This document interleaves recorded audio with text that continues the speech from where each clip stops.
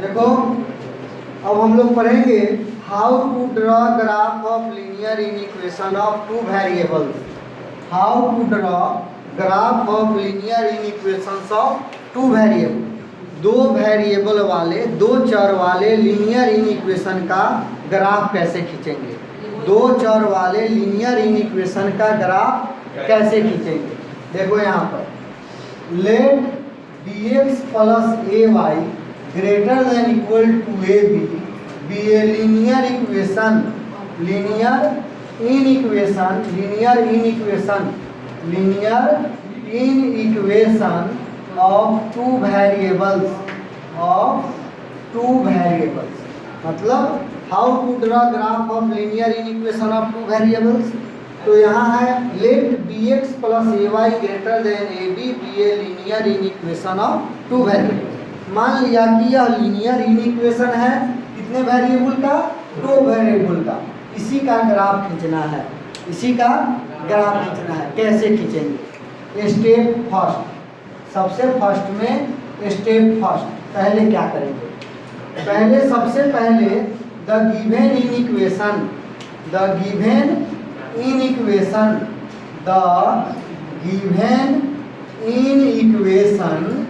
Is क्या है, dx plus A Y greater than equal to A b. इसको ले लिए इक्वेशन फर्स्ट। अब स्टेप टू में क्या करेंगे। स्टेप टू में द कॉरेस्पोंडिंग इक्वेशन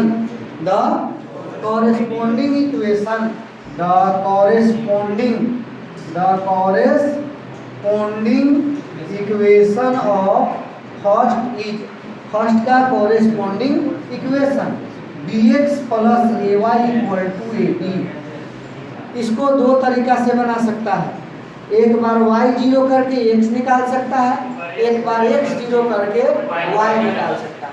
हम अदर वे में ले जा रहे हैं, ठीक है। ए बी से डिवाइड कर दो तो bx by A B plus A Y by A B बराबर 1। टेंथ में वैसे हम लोग पढ़े थे x जीरो तो y निकाले, y जीरो तो x निकाले। अब थोड़ा स्टैंडर्ड फॉर्म में जा रहे हैं। a से a कैंसिल, b से b cancel, x by A plus y by B equal to 1। तो x अक्ष को कहाँ काटा, a पर, और y अक्ष को कितना काटा, b पर। तो पॉइंट कितना हो जाएगा, a जीरो एंड जीरो। अब इसका लाइन खींचिएगा तो देखो यहाँ पर x ओ x डैश y ओ y। यहाँ हो गया a जीरो और यह हो गया b जीरो। पहले तो लाइन खींचा गया, ठीक है। अब इसके बाद कहाँ रखना है, क्या करना है, तो बाद में हम लोग जानेंगे। पहले इसका लाइन खींचा गया, ग्राफ खींचा गया कि x अक्ष के a जीरो पर और y अक्ष के जीरो भी काटता है। तो सबसे पहले जो इन इक्वेशन दिया है उसको इक्वेशन में कन्वर्ट करेंगे, ऐसे बनाएंगे ना। तो y जीरो करेंगे तो x निकल जाएगा ना, x जीरो करेंगे तो y निकल जाएगा। तो पॉइंट हो जाएगा, x जीरो तो y का मान तो जीरो, b y जीरो किए तो x का मान ये आएगा a जीरो। दो पॉइंट निकल जाएगा। पॉइंट हम लोग लेके उस लाइन को खींच लेंगे। अब इसके बाद होता है कि कहाँ रंगेंगे, रंगना कहाँ है। तो स्टेप थ्री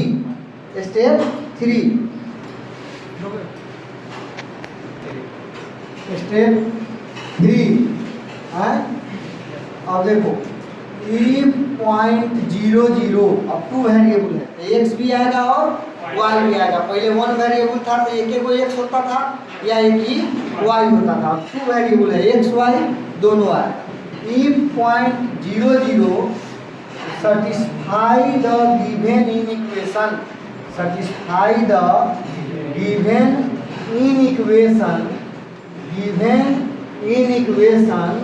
then the क्या shaded portion is inside of origin from this line, क्या है लाइन। मतलब कह रहा है कि यदि बिंदु 0 0 दिया हुआ इन इक्वेशन को सेटिस्फाई करेगा यदि बिंदु 0 0 दिया हुआ इन इक्वेशन को सेटिस्फाई करेगा तो साइडेड मतलब छायांकित भाग कहाँ उस लाइन से इन साइड ओरिजिन की तरफ खींचा जाएगा। यदि बिंदु 0 0 दिया हुआ इन इक्वेशन को सेटिस्फाई करेगा तो वह कहाँ खींचा जाएगा उस लाइन से ओरिजिन की ओर, इस लाइन से कहाँ ओरिजिन की ओर। समझ गया? सेटिस्फाई करेगा तब। Step 4 if point 0 0 is not satisfy the given in equation then the shaded portion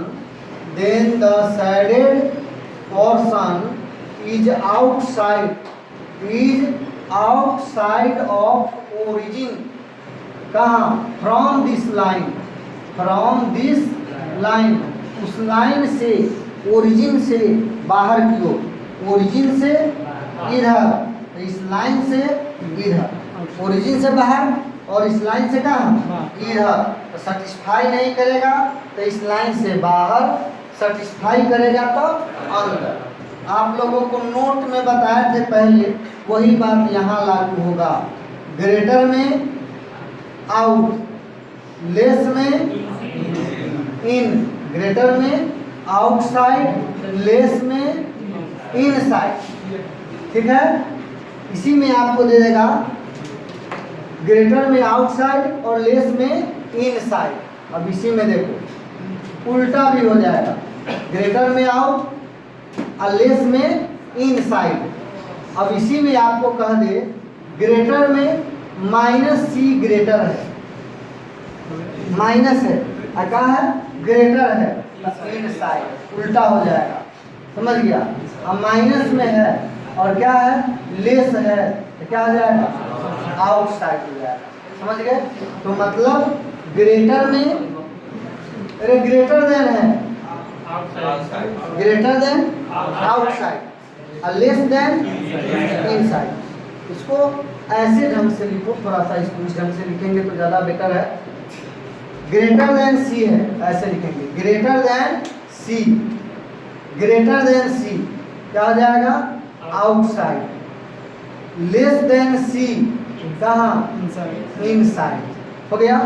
उसके बाद ग्रेटर देन -c क्या हो जाएगा इनसाइड और लेस देन -c क्या हो जाएगा आउटसाइड। बात समझ गए? मतलब c ग्रेटर है तो आउट, लेस है तो इन, माइनस में है तो उल्टा। समझ गए? तो ये हो गया। तो ये नियम पर जाइए, अन्यथा ऐसे डायरेक्ट हम लोग कर सकते हैं। स्टेप 5 देखिए, यह किसके लिए है? एक लाइन के लिए। यदि इफ 2 और more lines are given, if 2 और मोर लाइन्स आर गिवन, यदि 2 या उससे अधिक लाइन दिया है, then the shaded portion is common part of all these lines. If 2 or more lines are given, then the shaded portion is common part of all these lines. यदि 2 या 2 से अधिक लाइन दिया है तो दोनों में उभयनिष्ठ भाग को shaded करेंगे। क्या करेंगे? दोनों में जो कॉमन पार्ट आएगा उसी को क्या करेंगे shaded करेंगे। If 2 or more lines are क्या है given, then the shaded portion is common part, then the shaded portion is common part of all these lines, all these क्या है lines, all these lines। मतलब यदि 2 या 2 से अधिक लाइन दिया हो तो दोनों में जो shaded portion होगा वो क्या होगा, दोनों में कॉमन भाग आएगा, उसी को हम लोग क्या करेंगे shaded करेंगे। 2 या 2 से अधिक लाइन दिया है तो दोनों में कॉमन पार्ट को हम लोग क्या करेंगे shaded करेंगे। समझ गए? यही तरीका है। अब उसके बाद मैक्सिमम कैसे निकालेंगे, मिनिमम कैसे निकालेंगे, ये आगे पढ़ाएंगे। पहले अभी जो है आप लोगों को शेडेड कैसे करेंगे, ग्राफ कैसे खींचेंगे, ये हम लोग पढ़ेंगे। नोट कीजिए। तब एक एग्जाम्पल देते हैं, फिर बताएंगे।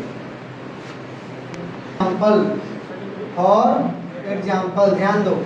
Example number 1, 3x plus 4y is greater than equal to 12। 3x plus 4y greater than equal to 12। तो क्या करेंगे? The corresponding equation is 3x plus 4y equal to 12। If y equal to 0, टेंथे की तरह बोला, if y equal to 0 then x equal to, तो यह 3x equal to 4 12 तो 4। अच्छा, if x equal to 0 then y equal to 3, 0 हो जाएगा तो 4y इक्वल टू 3, 4 3 जा 12। तो पॉइंट क्या हो गया? 4x y 0, 4 0 and x 0 y 3 0 3 हो गया। अब ग्राफ खींचो। ग्राफ खींचेंगे तो x o x dash y o y dash, 1 2 3 4, 1 2 3, क्या हो जाएगा? 4 0, ये क्या हो जाएगा? 0 3। ये लाइन खिंचाया, हो गया। कहाँ शेडेड करेगा? ग्रेटर है बाहर की ओर, ग्रेटर में बाहर की ओर, लेस में अंदर की ओर। ये तो ट्रिक है, इसका टेक्निक है याद रखने के लिए। लेकिन नियम है कि 0 0 सेटिस्फाई करेगा तो अंदर, सेटिस्फाई नहीं करेगा तो बाहर। अब 0 0 रखो तो 0 प्लस 0, 0 12 से ज़्यादा है नहीं, सेटिस्फाई नहीं किया तो कहाँ रंगेगा? Outside of origin from this line, outside of origin from this line, इस लाइन से कहाँ? बाहर की ओर शेडेड करेंगे। एग्जाम्पल नंबर 2, एक और एग्जाम्पल दे रहे हैं। 2x प्लस 3y, ध्यान दो, 2x plus 3y less than 6, क्या लेस देन 12 ना? अच्छा, x plus y less than equal to 4 हो गया। x plus y less than equal to 4, चाहे दूसरा कुछ रख सकते हैं, मैच कर जा रहा है 5 हो गया। अब इसको मान लिए फर्स्ट और इसको मान लिए second. The corresponding equation of first is, first का corresponding equation 2x plus 3y equal to 12। If y equal to 0 then x equal to 6, if x equal to 0 then y equal to 4। तो point equal to 0 and 0। फिर क्या करेंगे? The corresponding equation of second is x plus y equal to 5। If y equal to 0 then x equal to 5। If x equal to 0 then y equal to 5। Point equal to क्या हो जाएगा? 5 0 and 0, 5 0 and 0 5। अब देखो तो इसका graph खींचेंगे, यह हो जाएगा कितना? 6 0 और 0 4, 5 0 एंड 0 5।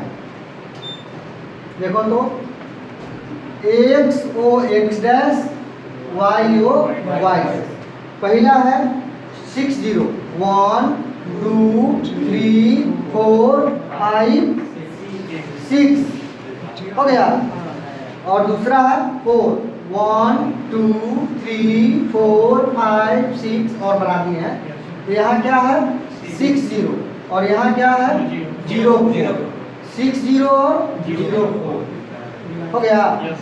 दूसरा का लाइन है 5 0 0 5, ये हो जाएगा 5 0 और 0 5 हो गया। अब इसको मैच करा दिए, हो गया, ठीक है। कहाँ रहेगा? पहला लाइन कौन है? यह पहला लाइन है और ये दूसरा लाइन है। पहला लाइन लेस है अंदर की ओर, दूसरा लाइन भी लेस है, दूसरा लाइन ये ना है, ये भी कहाँ? अंदर की ओर। तो क्या बताए हैं? If 2 or more lines are given then the shaded portion is common part of all these line। यदि 2 या 2 से अधिक रेखा दिया है तो दोनों में उभयनिष्ठ भाग को छायांकित करेंगे। देखिए ये लाइन इस पर से इधर रहेगा, छट गया, ये इस पर से इधर रहेगा, ये के बनना है, ई छट गया, ई छट गया, तो कॉमन भाग कौन हुआ? ये हो गया क्या? कॉमन। तो if 2 or more lines are given then the shaded portion is common part of all these lines। ध्यान दो, ये जो है ना, ये यहाँ से है, इस पर से हम लोग इधर रंगेंगे, ये छटा तो दोबारा में आएगा ही नहीं, ये इस पर से इधर रंगेंगे, ये छट गया। दोनों में जो उभयनिष्ठ है उसी को क्या करेंगे? शैडेड करेंगे। इस तरह आप लोग ग्राफ खींचिएगा, फिर नेक्स्ट क्लास में हम आगे पढ़ाएंगे।